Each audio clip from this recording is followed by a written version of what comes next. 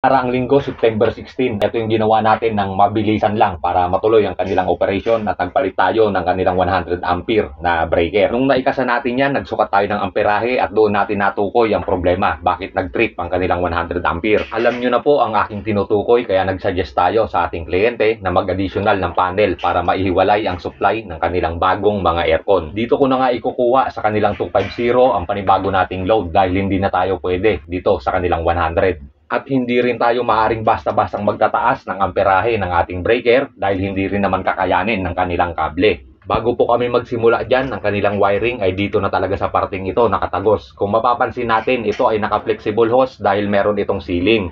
At ngayon ay nagpa-repair sila, pinatanggal na ang kanilang sealing. Lumipas din muna mga ilang araw bago tayo makapag-additional ng panel para maisabay lang din dito sa mga gumagawa.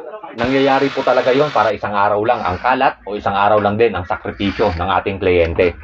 Napagkasunduan namin na sa bandang ibaba na lang ilagay ang additional na panel dahil wala na talaga tayong ibang space na pwede pang paglagyan. Nagdagdag na lang din kami ng isa pang butas para kahit papaano ay maiwasan ang pagkasiksikan. Sa parting yan ay aking naalala na mayroon akong nakalimutan kaya imbis na umuwi ay ginawan na lang ng paraan. Sa mga oras na yan, ikabit na natin ang ating 22mm na load side.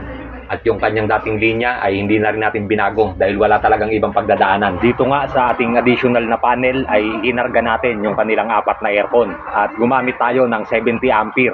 Ngayon ay normal na mapapatanong ka, bakit 70 ang ating ginamit sa ating main? Dahil kasi maaaring magkaroon pa sila ng panibagong additional na aircon.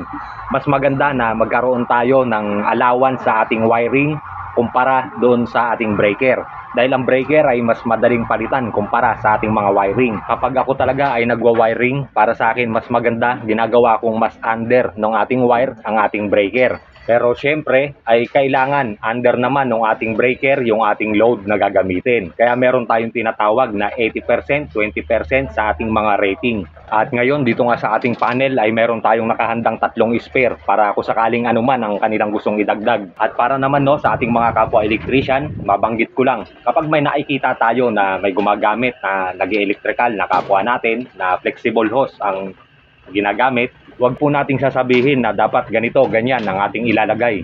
At ihahalimbawa ko po itong ginawa ko. Ito po ay nag-suggest tayo na hanggat maaari ay PVC pipe ang ating gagamitin para kahit papano ay mas maging maayos tignan. Pero ang sabi mismo ng may-ari ay magiging gastos lamang. Dahil nga naman ito na ay talagang nakakasa dito. Pwede naman po siguro nating ipagpilitan na PVC pipe o metal conduit ang dapat nating gamitin kapag outdoor ang pinag-uusapan. At syempre sa ating larangan, hindi ka matatawag na legit na electrician kapag nakakita ka ng ganitong trabaho ay hindi mo pipintasan.